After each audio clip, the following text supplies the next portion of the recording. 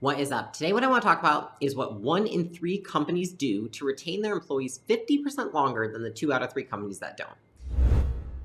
If you didn't already guess this in your head, it is pretty similar to what you do to retain your customers 50% longer, which is onboarding. This is something that I think most companies, especially when they're just starting up, don't believe they have time for, and they don't focus on it all. And the reason that about 76% of new onboards feel like they don't have the proper tools is because they believe that their manager actually doesn't have the bandwidth. I actually believe that the managers haven't had the training and they haven't had the education on how to onboard. Because if you actually know how to onboard, it's not as complicated as it seems, and it really doesn't take much time because once you do it a couple of times, you can templatize it. I can tell you from my personal experience that almost every time somebody has not succeeded in one of my companies, especially in the very beginning, it's because they've had poor onboarding. Obviously, there's times when that's not the case and the person comes in, it's very obvious they were very different in the interviews than they are when they came in, and we made a mistake in hiring that person. But more often than not, it's an internal issue, right? If you've really vetted the person in the process and you've gone through a thorough hiring process, which I talk about in my other video, then you know that it is on you to onboard the person correctly. And I think that most people just lack the education to understand what the onboarding actually should look like. It's very similar to clients, which is I see a lot of people who say, oh, yes, we do onboarding. And I'm like, what do you do for the onboarding? And they're like, we do an onboarding call. And I'm like, okay, cool. You do a call, but where's everything else around the call, right? There's so much more to it than that. And so that's what I want to break down today is the most common mistakes that I see and that I've made in terms of onboarding, and then what the 5 C's of onboarding actually are. And hopefully you can remember that, and it can be something that you can share with your team so that everyone that is a manager in your company or a leader can implement this to make sure that you guys retain people 50% longer than everyone else. And so just so you know, if you fire somebody or you lose somebody before having 1 year of employment, they typically cost you between 100 and 300% of that annual salary. And so I've talked about this in my other videos, but it's a huge cost and a lot of companies don't focus on it. And so if you want to go from feeling like you're turning and burning and you can't find good employees to focusing on what can I do to create good employees, then you want to listen to this video. I'll tell you a story, which is I had a manager about 3.5, 4 years ago who she onboarded a new employee, and it was in like a finance operations department. I had interviewed this person. I was actually the last interview, and I thought that she was fantastic. I was like, she's a skill match, she's a culture match. Like, I feel like she has the same values as people on the team. I really feel like she's going to elevate the team. So I was really excited for her to come in. And about a week in, I could tell that the manager wasn't very excited. And then 2 weeks in, I could tell she really wasn't excited. And 3 weeks in, she's coming to me saying, hey, I really need to fire this woman. And I was like, you need to fire her. Like, I felt like she was an absolute perfect fit. It's very rare that I have that much confidence in somebody. And so I said, okay, like, let's dive in and look at what's going on here. And the first thing I want to look at is how did you actually onboard that person? And so when I asked her to give me the onboarding documents or what she was doing to onboard that person, it was essentially nothing, right? It was like we had one call and then I had her shadow a bunch of stuff, read a bunch of stuff, and look at a bunch of stuff. And I was like, oh gosh, okay. And that was when I realized that for my own team, I really needed to put the processes in place so that they knew how to onboard someone properly. And so I created a lot more resources and trainings on how to do that, that we can use internally. And a lot of it was templates. And so that's something I'll encourage at the end of this video is just how to kind of create that. I think that the reason that a lot of people don't do this and they end up doing what she did, right? Which I'll tell you that she actually, when I went in, I said, we need to actually re-onboard her.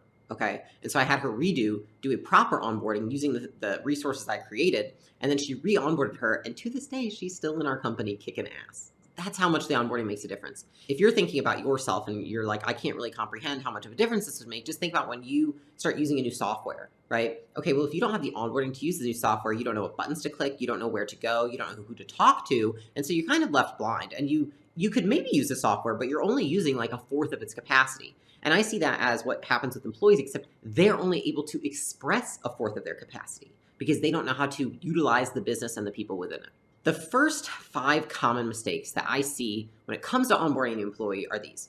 The first one is the lack of pre-onboarding, okay? So there's telling somebody and giving them a job offer and them accepting it, and then there's their first day. And a lot of people think, okay, well, onboarding starts on day 1. Onboarding does not start on day 1. Onboarding starts the moment that they sign the job offer. It's the communication between that and setting the expectations. I'll give you the example, which is something that we do, is we're going to send an email out after that occurs, and it's going to say all the things that they should expect in the coming weeks and with a timeline. So when should you expect the next email? What do you need to do on your end, which is often setting up systems, logins, etc. And then what to expect in your first day and when you're going to get the schedule of what your first week is going to look like. Okay, so it's just setting the expectations for them, because someone enters a new job, they feel like there's a lot of uncertainty and there's no predictability. And humans really like predictability. So if you can tell them what's going to happen next and when it's going to happen, they're going to feel a lot more comfortable coming in. And they're actually going to be able to take a lot more action because they feel confident. With that, I would say that sending them a swag package, some, team gear, some stuff like that, like a poster of the core tenets, like that's stuff that we like to do as well. And so, do with that as you may.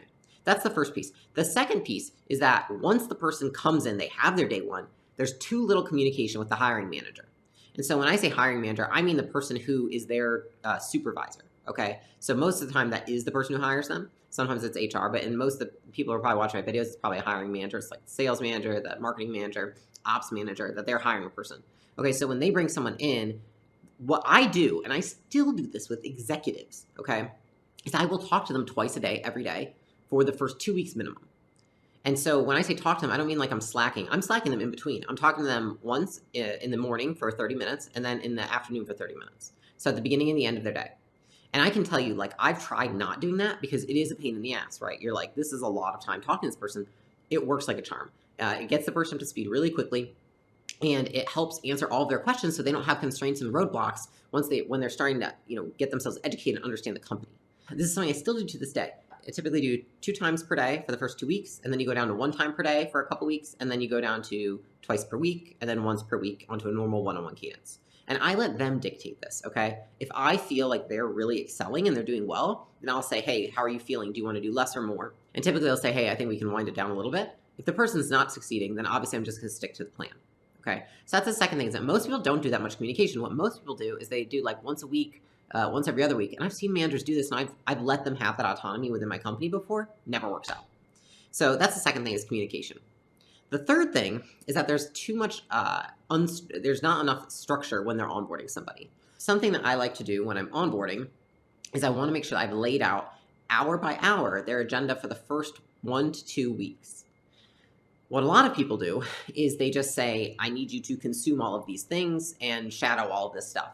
But that leaves a few things, which is, one, people like structure, and regardless of what the job's going to look like on the other side, you want the structure to facilitate the learning.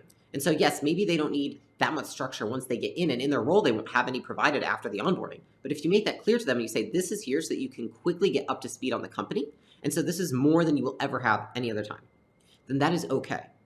Within that structure, what I like to do is I like to tell them why they're doing everything they're doing. So if I'm going to have them shadow somebody, if I'm going to have them do a one-on-one with somebody, if I'm going to have them introduced to somebody, what's the outcome of the conversation I want them to have with that person? And what's the intention behind having them consume these things? What do I want them to look for? A lot of the times, if you really want somebody to consume and learn something, then you want them to take notes and give you feedback. Okay, so that's a huge way that you can get someone to learn faster when you're onboarding them, is you want them to give you feedback on the things that they're consuming, learning, and the people they're talking to. So that's the third one, is that there's not enough structure. Now, the fourth one is that there's unclear expectations.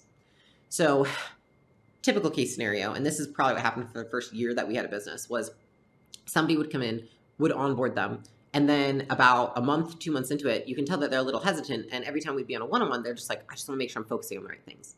And the reason for that is because we didn't have, and I didn't set proper expectations off the gate. So I was used to waiting a little bit and then setting KPIs, but I didn't have anything in the short term for them to aim for. And so what we do now is we do 30, 60, and 90-day goals, okay? And so if you're looking at that, you just want to, based on the role, decide what are the most important things that you want them to accomplish within that amount of time. And much of the time what I'll do is, once that person's accepted a job offer, I'll review this with them prior and say, does this sound reasonable to you? If it's a, say lower level role, or one that I understand, I might be able to set the expectations for them without having to get their input. But if it's a higher level role and maybe I don't have expertise in it, I'm going to have to maybe even have them create it themselves, right? If I'm bringing an executive, I'm going to have them create their 30, 60, 90-day plan, give it to me, and then I will review it. If I'm hiring somebody who is a manager or an individual contributor, I'm going to make it and then have them review it.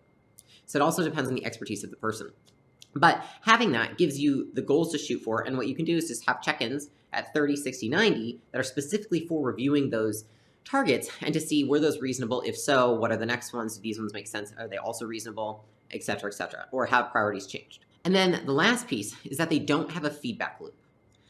And what I mean by this is, a lot of the times when somebody's coming in, what we tend to do, and this is what I tend to do in the beginning, is you want to steer away from any conflict, because there's usually not a huge amount of trust built. and there's not a huge amount of camaraderie, and they've come into the team and they're new, and you don't want to hurt their feelings. You don't want to make them feel like they're less than. You don't want to discourage them. Here's the thing. Trust is built through adversity. And so when you can come to a person and say, hey, I love what you're doing, but this right here, it's not working. Or this that you did over here doesn't work with our team. This is how we do it instead. They then trust you to be transparent with them. And they know, hey, Layla will come to me when I'm doing something that isn't aligned with the company or with the role, and she'll let me know. She's not just gonna like ghost fire me one day. And so the more friction that you can put in on the front end, the smoother the ride will be on the back end. It's kind of like if you're getting married, it's like go through talking about all the, uncomfortable shit before you get married, and you will have a good marriage. If you don't do that, then on the back end, there's gonna be way more friction, and it's gonna lead to, all sorts of shit you don't wanna deal with. And so it's the same with onboarding somebody. You want to get all that friction out in the beginning so the rest of the ride is smooth. Now, those are the 5 most common mistakes, right? We have lack of pre-onboarding, meaning you think that onboarding starts on day 1 rather than right after they accept the job. We have too little communication, which is you think that communicating once a week or twice a week is fine when someone's brand new, when in reality, twice a day is pretty effective. There's lack of structure, so not having enough of a laid out agenda and a cadence for them in the beginning. Then there's unclear expectations, not having the 30, 60, 90 day. And then there's not having a feedback loop. Okay, so you're not being able to quickly tell them where they are going right versus going wrong. And so what I want to move to is what do you want with your onboarding? Okay, so this is the framework that I think I got it from SHRM, which is it's a human resource. That, by the way, they have tons of good resources. So I would go there and look at stuff if you have questions on people, onboarding, employment, compliance, all that stuff. But they call it the 5 C's of compliance. And so my interpretation of it is this. Okay, there's 5 C's, and I'll just kind of tell you what it means to me. Because I don't necessarily follow exactly what they say, but it all means the same thing one way or another. The first one is compliance. So when you're onboarding someone, you have to make sure, did I have them sign all their paperwork? Do they have an NDA? Do they have an employment agreement? Did they sign the employee handbook? Do they have training on compliance within the company? Some companies, that's irrelevant. Some companies, it's irrelevant for most departments except for, say, finance, IT, or HR. And so that's the first piece that you want, is you want somebody, it might be you if your company's small, or it might be your HR manager, to make sure they're reviewing all the compliance with that person. They're making sure all the paperwork is signed, make sure all the legal pieces are taken care of, and that person has training on any compliance needed to make sure that your business operates without risk. Okay. The second piece is clarity. This piece we already covered. That's having 30 and 60, 90-day goals. Okay. That's making sure that person has clarity on what they're there to do. Oftentimes what I tell someone when I hire them is I'm like, I'm not hiring you to do work. I'm hiring you to solve problems. Here's the problems I want you to start solving. Okay. And this is going to measure your progress towards solving those problems. I don't expect you to solve problems in your first 30 days, but I do expect some to get solved in the first 60 or 90, right? Depending on the level of that problem. The third is culture. So this is where when you're designing the onboarding, you want to think, how do I immerse them in the culture? What should they watch? Maybe it's a event that you threw 2 years ago. Maybe it's a presentation or a webinar that you've given. Maybe it's your podcast or a book, right? Maybe it's books that you've read, podcasts that you've consumed. What do you want them to connect with, right? Do you want them to talk to your marketing manager? Who in the company embodies the culture to an extent where they should form a relationship with them, and they will also understand that these people represent the culture that you want, and so connecting them would be a great thing to do. And then it's, what do you want them to read? And so like reading the employee handbook, reading any of the other, sometimes I'll send people old email threads. Even if I, for example, I'm handing over a vendor to somebody, I'll forward all the emails I've ever had with that vendor and just say, here's the background in that relationship. So it's being able to read the historical data. Okay. So that's the third one, is culture. And then the fourth is connection. Okay. So that's where there's a couple ways that you can do this. Obviously there's introducing them to peers. There's also connecting them to peers. So a lot of the times what you might want to do, especially if that person is coming in for a role where you as their boss may not be the best person to be a resource for them because maybe you're not really close to it, is that you want to assign them a buddy. And that person is the person that's going to be their first go-to if they have questions or things that they need to ask. And so oftentimes if I set it up like that, I will have that person be on the check-ins that we're doing each day, or even run the check-ins if it's that close. The second piece of that is making sure that you facilitate cross-departmental communication. So you might ask them to sit in on meetings that are of departments that they are connecting with daily, but they don't actually run or manage. Okay. Then they have a holistic perspective of how their department is going to affect these other departments, because they're able to watch and see what they talk about and look at and measure on a day-to-day basis. And then the last piece is check back. Okay. So that is essentially what we've been talking about this whole time, which is making sure that you have a good feedback loop, making sure that you're communicating clearly and often. And so that's that 2 times a day check-ins that goes to the one, to the twice a week, to the once a week, as well as being able to confront them and give them feedback and ask for feedback frequently. Something that I like to do is when someone first comes in, when I give them their welcome package, when I tell them what their onboarding is going to look like, I say, listen, something that's amazing is that you come in here and you got fresh eyes. And so what I would love is if you're on all these meetings and you're talking to all these people, you don't know that, sometimes when you've been going in a company for so long, there's like an elephant in the room that people don't even notice because the elephant's been there so long. I would love if you could write down those elephants for me. And I would love if in a week you can compile those notes and send them to me in an email. And so you are encouraging them to give you feedback, and then you in return will also give them feedback. So you're fostering that relationship where you're creating that open candor in the beginning. And so the 5 C's of onboarding, okay, you've got compliance, you've got clarity, you've got culture, you've got connection, and you've got check back.